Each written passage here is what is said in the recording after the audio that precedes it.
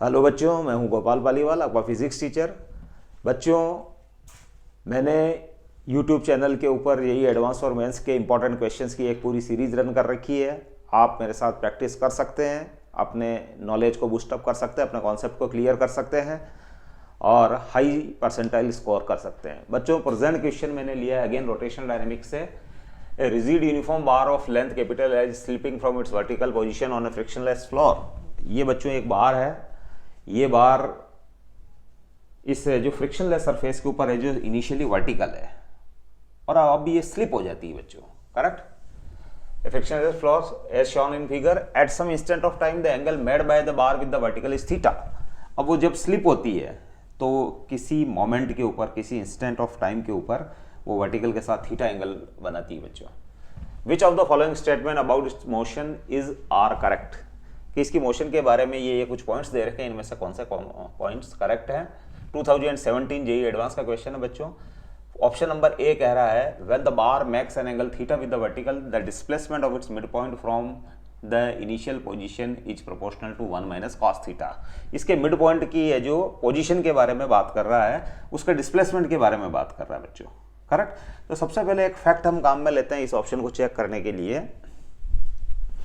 अगर यहाँ है जो, चूंकि रोड का ये वाला end B end, it is the B end, तो बी एंड है जो इस जगह टिका हुआ है बच्चों स्लिपिंग के दौरान, during the slipping is continuously going on. Slipping तो कंटिन्यूसली हो रही है, लेकिन किसी मोमेंट के ऊपर वो इलेक्ट इस पॉइंट पे है, तो normal reaction on the bar by the floor is N. N is the normal reaction. ये क्या है बच्चों? Normal reaction. करेक्ट। ये है बाय फ्लोर, फ्लोर द्वारा है, बाय फ्लोर है ये, बाय फ्लोर। करेक्ट। इसके बाद बच्चों एक mg एक्ट करेगा यहाँ। जैसे ये सेंटर ऑफ मास है, इसका मिड पॉइंट है, ये जैसे O पॉइंट ले लेता हूँ और ये मिड पॉइंट M ले लेता हूँ बच्चों। M is the mid point. Correct. तो मिड पॉइंट के ऊपर है जो ये सेंटर ऑफ मास भी है इसका, तो ये W equals to mg act करेगा डाउनवर्ड डायरेक्शन में। W equals to mg downward direction में। तो एक तरीके से इस रोड के ऊपर दो फोर्स हो गए बच्चों, एक तो mg डाउनवर्ड और नॉर्मल रिएक्शन अपवर्ड्स। करेक्ट। ये है जो दोनों ही फोर्स है जो वर्टिकल डायरेक्शन में। और ऑब्वियसली ये जो रोड है जो इस टाइप से नीचे की ओर गिर रही है, 100% mg है जो ग्रेटर देन n है, वर्टिकल फोर्सेस। करेक्ट। तो mg ऑब्वियसली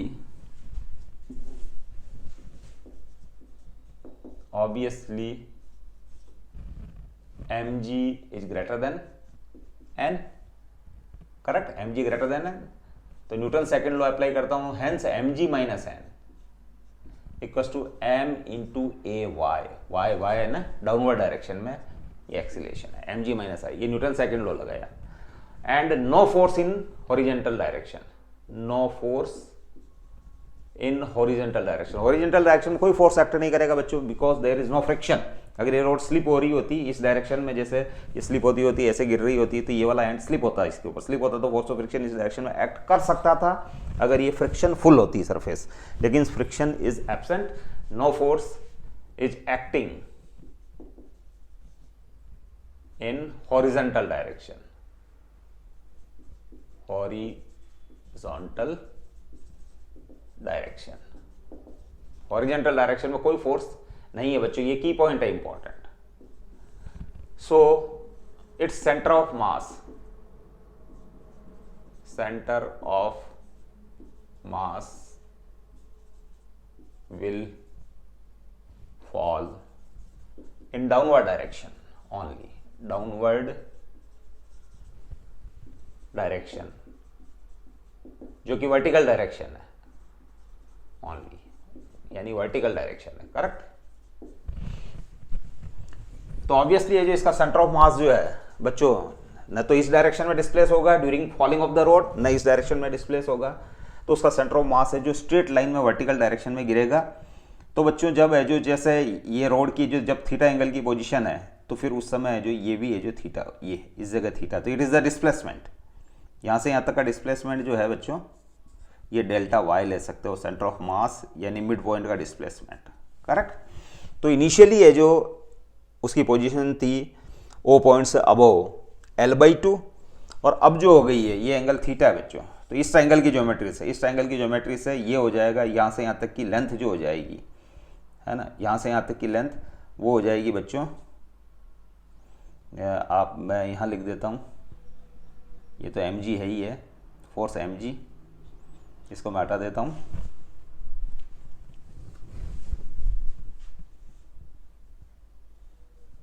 mg ये फ्रिक्शन लेस है, हमको पता है। ये हो जाएगी बच्चों L/2 cos थीटा। किसकी ज्योमेट्री से? इस ट्राइंगल की ज्योमेट्री से। OB आप इसको n पॉइंट ले लीजिए, करेक्ट। तो OB n की, ये n पॉइंट हो गया एक तरीके से, तो इसकी ज्योमेट्री से ये हो गया L/2 cos। तो डिस्प्लेसमेंट यहाँ से यहाँ तक की है जो वर्टिकल डिस्टेंस, जो कि नीचे की डाउनवर्ड डायरेक्शन में डिस्प्लेसमेंट हो जाएगा, वो हो जाएगा बच्चों L/2 minus L/2 cos theta displacement,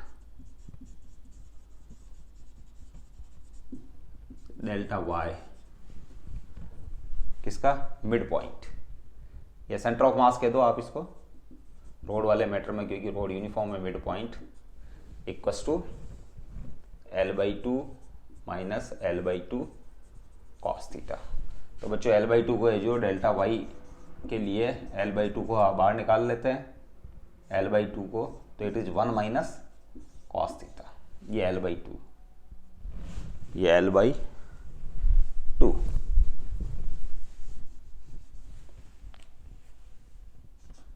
L/2 1 minus cos theta. Obviously delta y is proportional to 1 minus cos theta, correct.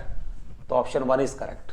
When the bar makes angle theta with the vertical, the displacement of its midpoint or center of mass from the initial position is proportional to 1 minus cos theta. The midpoint of the bar will fall vertically downward. Yes, वो vertically downward ही गिर रहा है बच्चों। देखो मैंने arrow लगा रखा है, उसका एक्सीलरेशन है, that is accelerated motion, है ना। तो बी ऑप्शन ए करेक्ट है, ऑप्शन बी भी करेक्ट है बच्चों। द मिड पॉइंट का जो एक्सीलरेशन है, एक्सीलरेशन ऑफ मिड पॉइंट, यहाँ से एक्सीलरेशन ऑफ मिड पॉइंट वो हो जाएगा बच्चों mg minus n upon m, that is ay। और ये किस डायरेक्शन में है? डाउनवर्ड डायरेक्शन में, obviously, correct. Now instantaneous torque about the point in contact with the floor is proportional to sine theta. Instantaneous torque about the point of contact with the floor is proportional to sine theta. तो contact point तो ये है बच्चों। Option C को check करते हैं, ए और B है जो ऑप्शन करेक्ट निकले हैं, हमने सॉल्व किया है।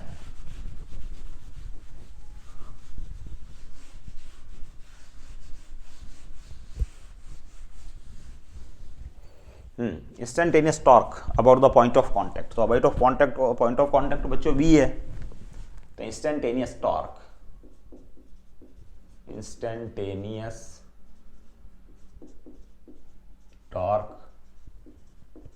about B, point of contact।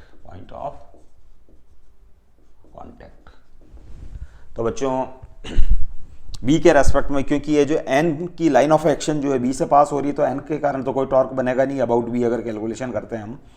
mg का बच्चों एक टॉर्क जरूर बनेगा, तो mg इंटू मोमेंट आर्म बनती है बच्चों। mg तो एक्ट कर रहा है डाउनवर्ड डायरेक्शन में, ये mg एक्ट कर रहा है वेट, और ये हो जाएगी आपकी मोमेंट आर्म, करेक्ट, आर।